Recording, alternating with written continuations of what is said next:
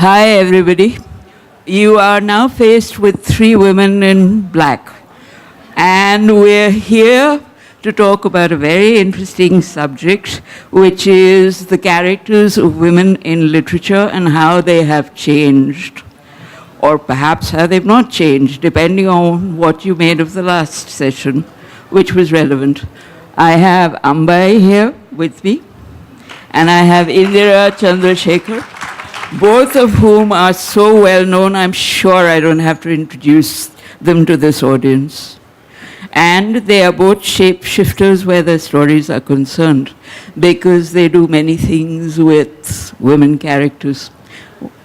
So let me toss a ball into this court.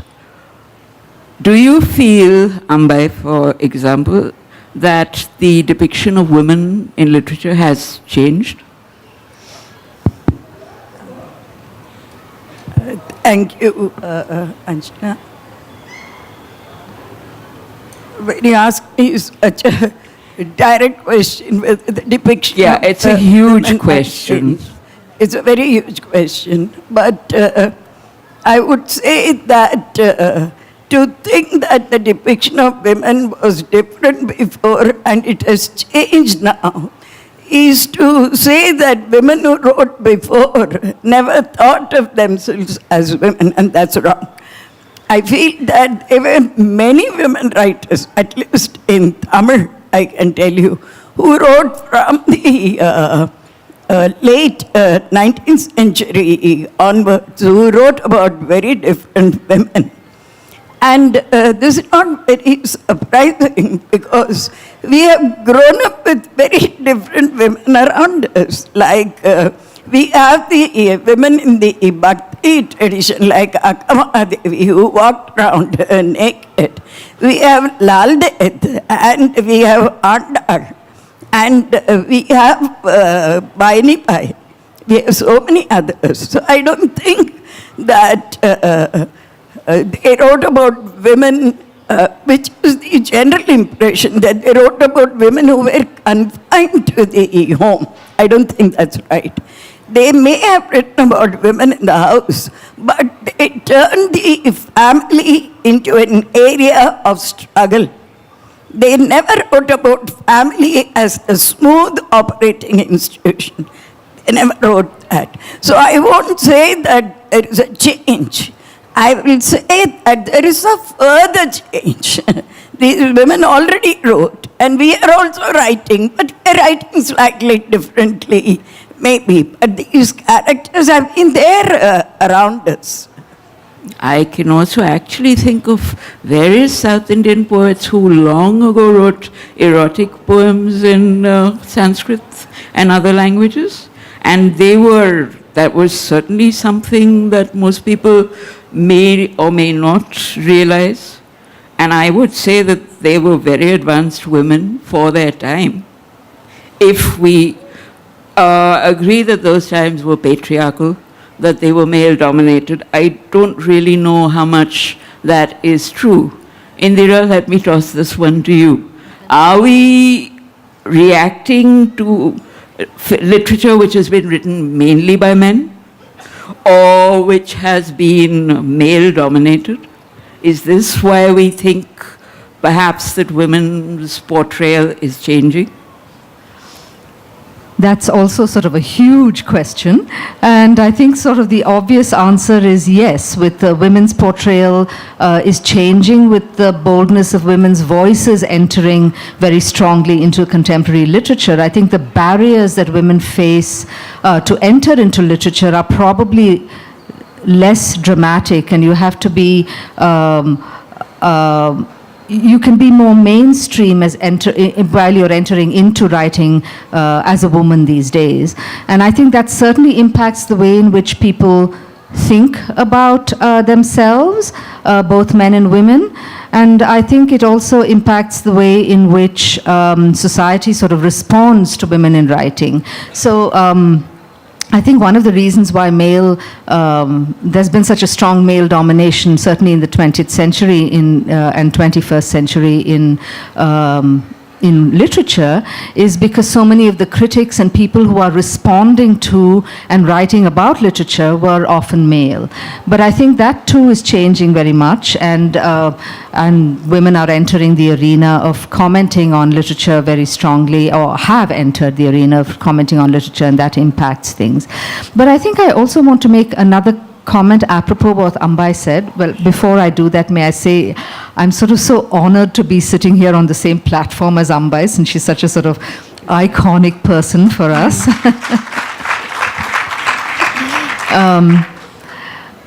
You said that earlier women might have been writing about a domestic situation, but they were treating the family as a place of strife.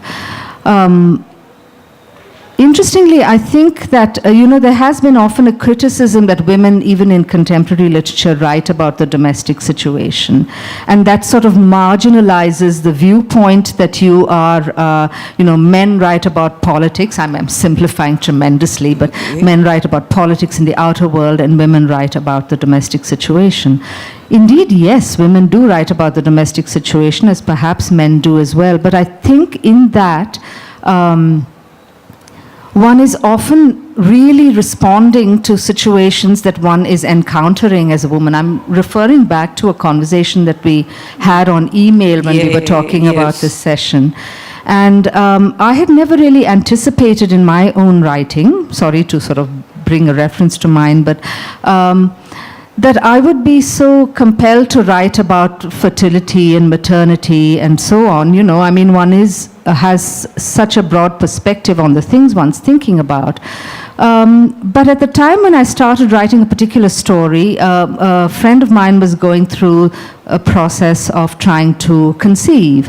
And I think it was painful and tragic and extremely personal, and that somehow entered into my consciousness while I was writing the story. And the story just turned into something that was, in a sense, set in a domestic arena. And so one often ends up writing in a space that traditionally is supposedly confined to women, but one is commenting on a sort of a larger perspective. Yes, that is probably very much the case.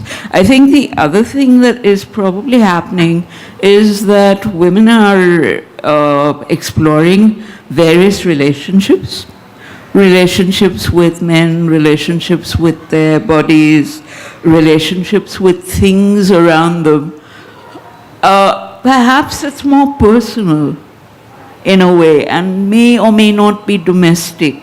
Ambai, you have one story about this woman and a black spider.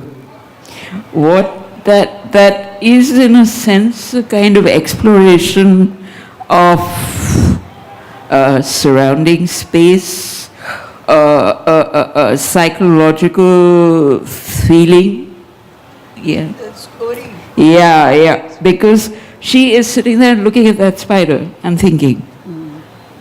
And that is, as I said, it's part of the way relationships are changing. I don't know whether, perhaps no one would have done this before. I don't know. First, let me take the question of inner world and outer world. I feel that both women and men have written about inner and outer world. It's not as if only women wrote about the inner world. In the 19th century, there was a writer, Kripai Satyanath Ambai. She wrote in English. Then it was translated into Tamil. And the story was about a woman who goes to become a doctor, medical doctor. It's an autobiographical story. She joined medical college. Yeah.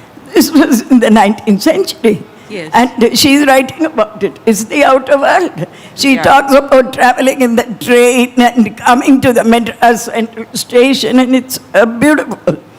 And later, in the 30s and 40s, there were writers who, one writer particularly, she wrote about a joint family. During the time of the early freedom movement, lots of changes are happening.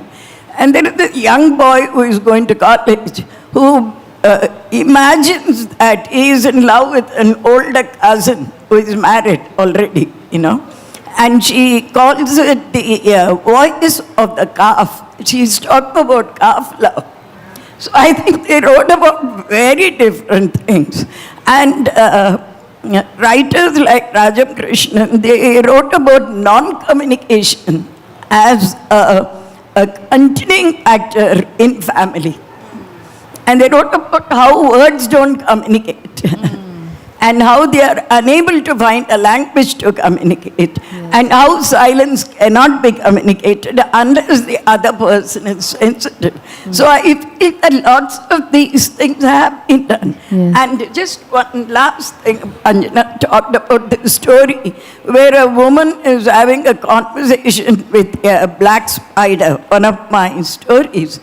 I feel that if you go through our old ancient poetry and other things, women have always been talking to parrots and koals and things around deers.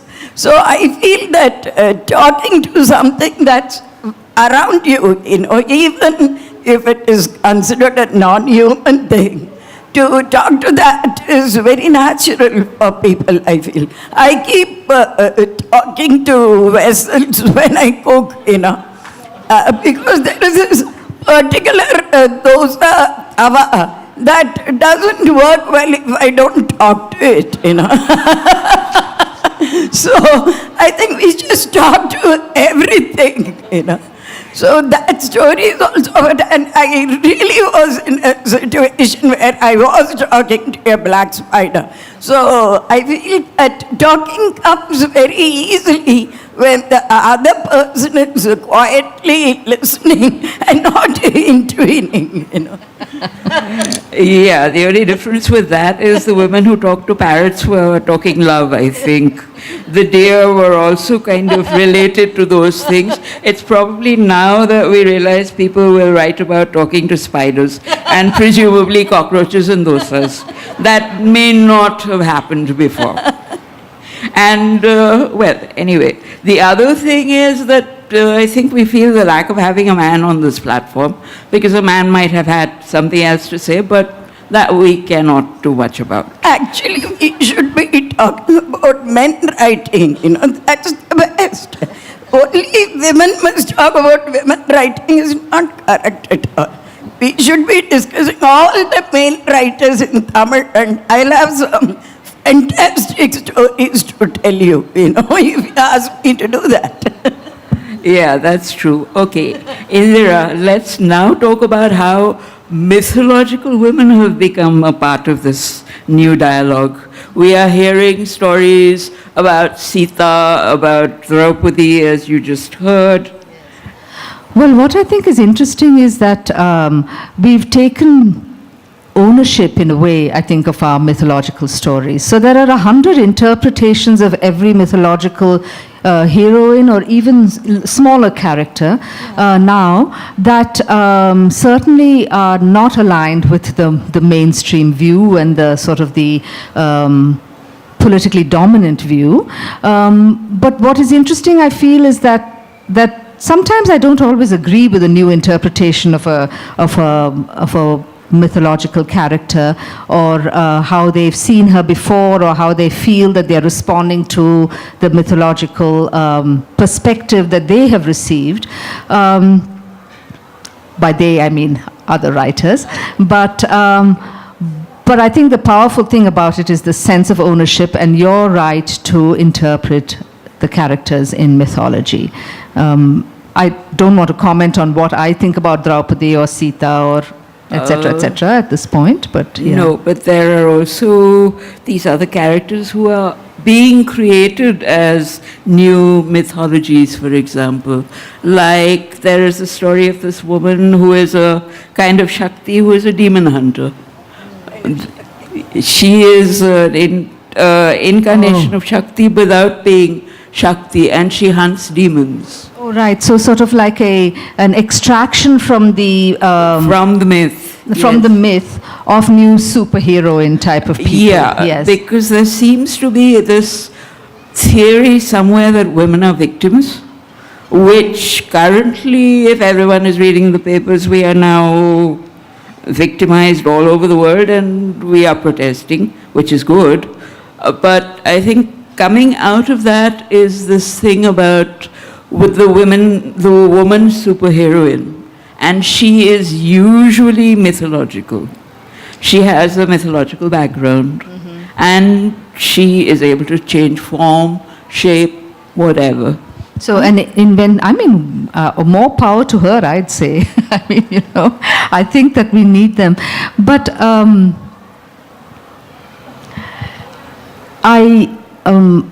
not quite sure if we need to have that superhero only. I mean, I think that every woman, in a sense, is a superhero in their environment, right? And I think that's one of the things with with contemporary writing that emerges. I mean, I want the superhero and I want the comic book that powerfully solves all problems. But I also think that what I see in contemporary women's writing, in short fiction, for example, is that women sort of establish their place, and I think that's been true for a long time in terms of taking control of their space. Yeah, that is true. The other thing which is actually happening is that we are taking a subaltern perspective, I think, which to the normal. Before, the text was about queens in distress, queenly heroines, but gradually the ordinary everyday woman who may not be a queen is coming into focus. Ambai, what would you say to that? Yeah, I wouldn't agree with that at all, Anjana. Not because I don't like the word subaltern, but I feel that this kind of categorizes everything that was written before and makes you feel that only now women are writing about subaltern. I don't think it's true at all.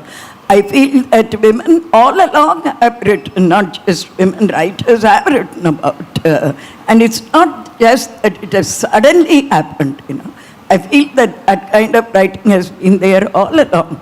Women have been part of movements, and they have written. There was an early writer called Kumudini in Tamil, and she also wrote a series and also slightly humorous stories. She writes one story in which Sita is writing a letter after she comes to Ayodhya. It's a letter where she says that how she is adjusting to Rama's household. And she says that it's so difficult to talk to somebody like Lakshman. Because what can you talk to a guy who is only staring at your feet all the time? It doesn't look you in the eye, What can you talk to him, she says. And then she also wrote another interesting article where she said that it would be so nice if women went out every morning like men to a place where they can cook, that they didn't have to cook at home. They can go out and cook every day because that would be a wonderful way of getting out of the house. So I feel that talking about subaltern, if you're talking about specific caste groups or something like that, that kind of writing has already been done before. Yes, what has happened is that a specific kind of writing that was not done before was to write in a particular kind of language, at least in Tamil, I can say. And that has come about, the change of language. I'll just give a small example and then hand it over to Indra. Like, for example, when I did research on women, when you read men writing, the similes they use will be very different. They will, when they talk about man's body, they will say that it was strong as a rock, or a mountain, they will say. And then when they talk about the woman, they will say that she was like a creeper, and that her cheeks were like apple, or it's always her mouth was some other fruit, and it was as if she has to be consumed by the man. So the language was like that. Also, there was an external element in the language they used. They will say that his heart was really emotionally going up like the waves in the sea, Whereas the woman will say that her heart was beating hard like the water boiling for ice, So there was a certain interiority to the language. But I feel that comes not because they are biologically women, but because they have to live as women. So when you live in a certain way, you get a certain language. It's not at all biological in that sense, So the moment the space you occupied changed, the language also changed, and the subjects changed. So I feel that it has been happening over a period. It's not something that suddenly happened like a revolution, and that women suddenly realized we should write about other things. I feel that these subjects have been touched upon by many before us. It is just that when we began to write, there was not enough space available for us to go back to these old writers, Now when I talk to younger writers about them, they realize they have not read those writers at all, I have to fall into that category. Yeah. Not all. I mean, also one is impaired by having to read in my case, in English, But I wanted to sort of bounce off something that you said about when you were doing the research. And one of the things that I have been struggling with, and I'm just going off at a tangent if you don't mind, is the accessibility to information these days. You can find anything about anything. You can read academic, journalistic, testimonial, documentation. It's so accessible, which is just a wonderful boon. But I find often when I'm writing myself, I have to retreat from that information, because I find that the way my mind works, when I've read too much about a particular subject, it becomes almost prescriptive. You start to say, oh, that is what the character should be thinking, or that is how they should be slotted into society. And so, for example, I have a story about a young widow, and she's fairly autonomous, economically independent, and she runs a small boarding house. And I wrote the story, and it comes from multiple sources, various stories people have told me, various experiences there have been in the family, and so on. And it's a collage of all sorts of different things. And I wrote the story, and at the time I felt that textually it's correct, it's right, and I didn't have an anxiety that it wasn't, that I was just imagining something that isn't true. But yet, when I went back to it afterwards, I worried a great deal, thinking, would such a young widow in a traditional situation have that economic independence? And I went back to reading academic essays about widowhood, and some of the Zubani essays and other things that are accessible. And I found, actually, which was rather thrilling, that there was in fact a young widow in the 19th century who had been economically independent and had been able to fight very strongly against various oppressions from within her own family and within her in-laws' family, and establish an independence of existence. And so that did happen, and I felt, yes, that I had been all right in my story. But I know that if I had read all of these essays in advance, I would have really created a very different story, because I would have been thinking about all the women's voices who had not been that strong, and my character wouldn't have emerged with such clarity. Yeah. No, it's okay. You wanted to say what? Speak. No, I was just going to say that we're not sensitive enough to look at women around us. As we grow up, we take many of them for granted, like my paternal grandmother. She became a widow at a very young age with some seven children. And she was a tonsured widow. And my grandfather was only a headmaster in a school. And I don't know in those days whether they gave a pension or whatever. And she bought cows and she started selling milk. And she started a business of her own, you know. And she brought up the children. And the first son was educated. She told him, now it's your responsibility to educate the other brothers. So these women have been very, very independent. And there is a story which I tell about my mother everywhere. My mother is no more. That after I finished my BA in Bangalore, when I had wanted to go to Chennai to do my MA, I wanted to study in Madras Christian College.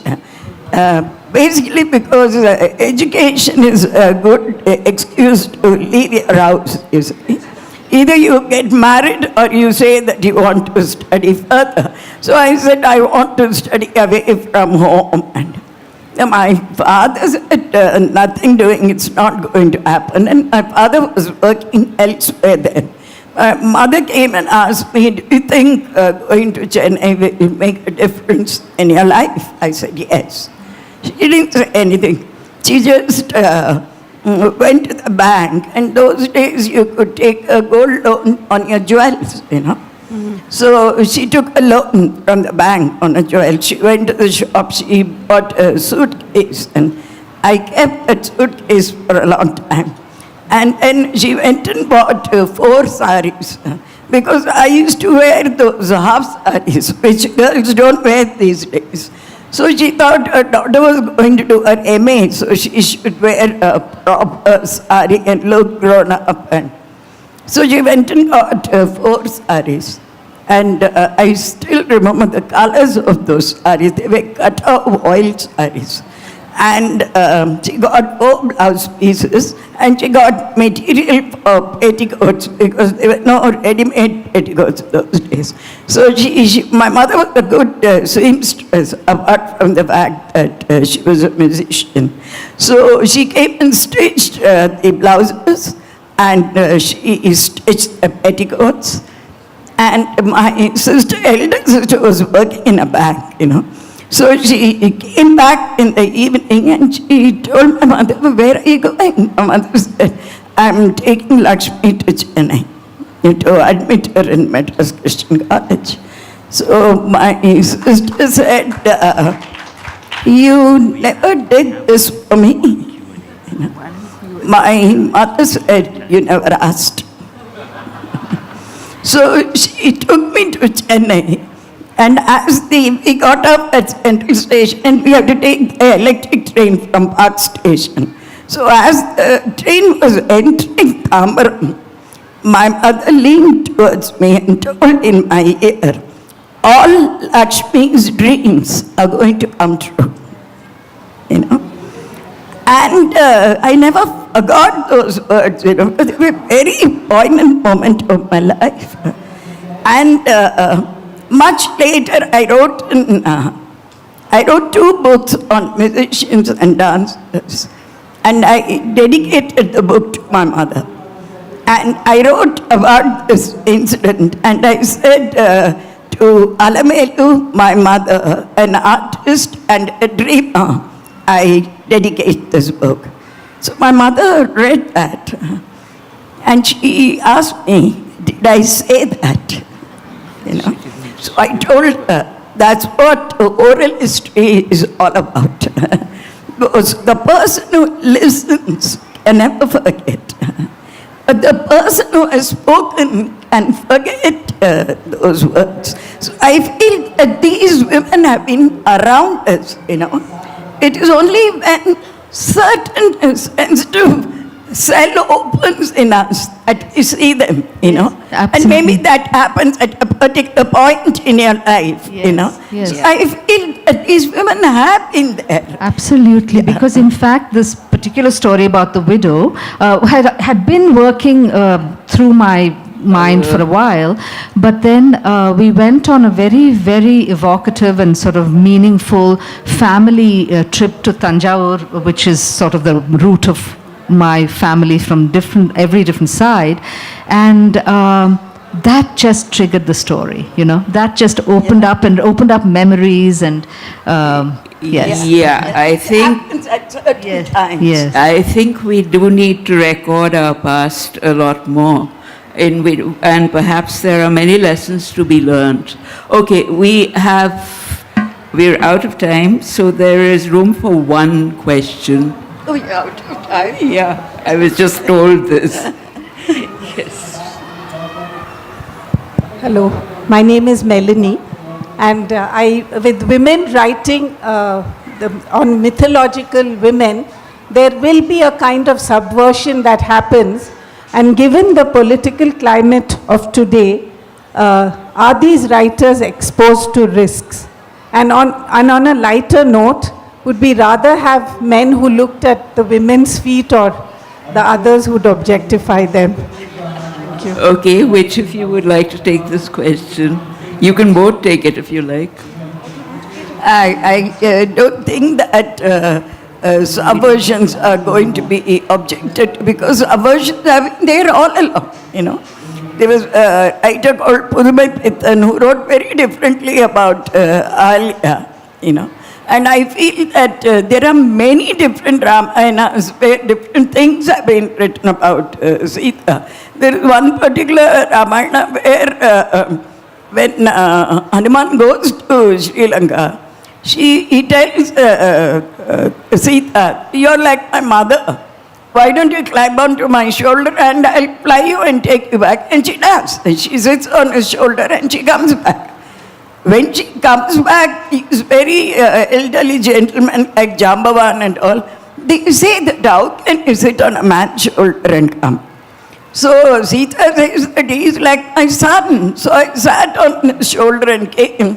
And if you people object, so I'll go back. She tells Hanuman, take him back, you know. So I feel that such rereading of mythology has already been done. I don't think it is the rereading that is that kind of creates criticism. But you know, when you say things like Durga is a prostitute and that kind of a thing, that creates a kind of antagonism. I don't think rereading mythology will put the writer in any kind of trouble. I have written so many stories where I have written very differently about Devi Bhagavatam and about Ramayana itself. I don't think there was any objection. In the latest collection, there is a rereading of Devi Bhagavatam. So I don't think Devi Bhagavatam, I don't think that there was any that kind of objection. And I feel that it's not a question of men writing or women writing. I think that everybody has the right to write what they want. And if men want to write only objectifying women, it's time they say change the language. Because one of the male writers in Tamil, he said that now I'm very afraid that I must use a different language and I must search for a different language. I told him, you don't have to search for a different language at all. Just follow our language. That's enough for you. Why are you going and looking for another language? We are telling you what to write. You know, you write like that, use that language. That's enough for you. So I don't think there is any need to be afraid of what one wants to write. Indira, would you like to have one short word on this? I think I'm being signaled here to stop. So that profound statement is going to have to wait. Okay, so goodbye. I hope you enjoyed the session with these two wonderful women. Thank you, Ambai. That was so wonderful.